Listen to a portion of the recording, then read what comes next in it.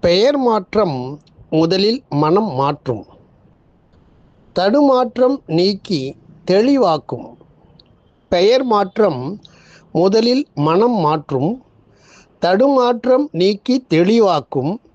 முக வாட்டம் நீக்கி அழகாக்கும். பெருநோக்கம் எல்லாம் நிறைவேற்றும். முக வாட்டம் நீக்கி அழகாக்கும். பெருநோக்கம் எல்லாம் நிறைவேற்றும். இனிய காலை வணக்கம்.